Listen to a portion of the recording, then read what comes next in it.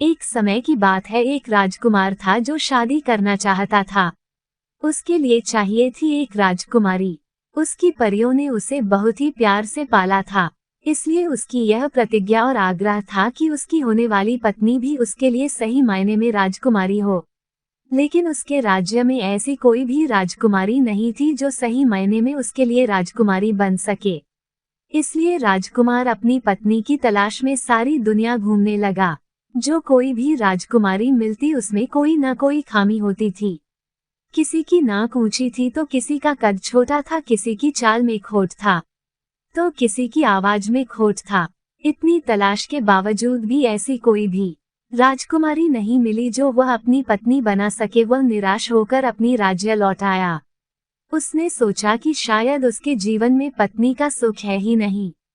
एक दिन जब वह अपने महल वापस लौटे तो जोर की बारिश होने लगी। आसमान में काले बादल छा गए और कड़कती बिजली की आवाज ने महल की दीवारों को हिलाकर रख दिया। महल के पास सभी लोग इकट्ठा होकर आग जलाकर कुदरत के कहर को देखने लगे। तभी महल की मुख्य द्वार पर किसी की गेट खटखटाने की आवाज आई। राजकुमार के पिता ने यानी महाराज ने जब दरवाजा खोला तो बाहर एक बहुत ही सुंदर राजकुमारी खड़ी हुई थी। उसके लंबे सुनहरे घने बाल बारिश में भीग रहे थे और उसके रेशम के जूतों से पानी टपक रहा था। उसने कहा कि वह एक राजकुमारी है।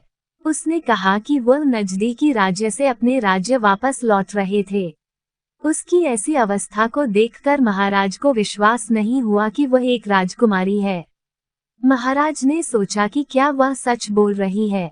महाराज उन्हें भीतर ले आया और सभी से परिचय करवाया। महारानी ने कहा, तुम्हारी ऐसी दशा पर भरोसा करना मुश्किल है। मैंने कभी इतनी अस्त व्यस्त राजकुमारी नहीं देखी। चतुर रानी को दाल में कुछ काला नजर आया क्योंकि उन्हें महल की सुरक्षा जो करनी थी। महारानी ने असलियत जानने के लिए एक युक्ति की। उन्होंने घर से एक सूखा मटर का दाना लिया और मेहमान कक्ष के भीतर उनके बिस्तर के बीचों बीच रख दिया और फिर उस मटर के ऊपर अच्छे से अच्छे मुलायम गद्दे रख दिए। इतने आकर्षक मुलायम गद्दे किसी ने नहीं देखे होंगे। इन गद्दों से राजकुमारी की पसंद का अंदाजा लगाया जा सकता था।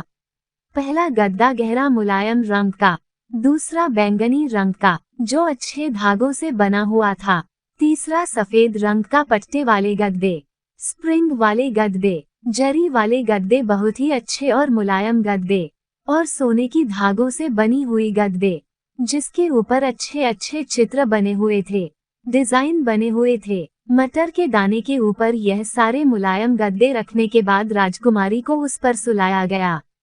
मटर के दाने के ऊपर इतने सारे गद्दे रखने की फिजूल की मेहनत के बाद महारानी बोली, अब चले चेक करते हैं कि वह राजकुमारी है या नहीं। इतने सारे गद्दों के ऊपर सोने के बाद राजकुमारी सुबह जब नाश्ता करने आई तो खुद को अस्वस्थ महसूस कर रही थी। महारानी ने राजकुमारी से पूछा, क्या अच्छी नींद आई? तो राजकुमारी ने जवाब दिया, नहीं, मैं नहीं सो पाई। मुझे बिस्तर पर कुछ चुभ रहा था जो पत्थर से भी ज्यादा सख्त था। मुझे लगता है वह टोपियों में लगाने वाला कोई लोहे का गोला ही था जो मेरे पूरे शरीर पर घाव के निशान पड़ गए हैं। सभी घर के सदस्य हंसने लगे थे क्योंकि वह राजकुमारी असली राजकुमारी थी और यह सबको पता चल चुका था क्योंकि इतनी मुलायम और कोमल त्वचा किसी राजकुमारी की ही हो सकती थी। और फिर राजकुमार ने उसके साथ राजकुमारी शादी कर ली और फिर मटर के दाने को बिस्तर से निकालकर राज्य के संग्रहालय में रख दिया गया, जहां वह मटर आज भी महफूज है।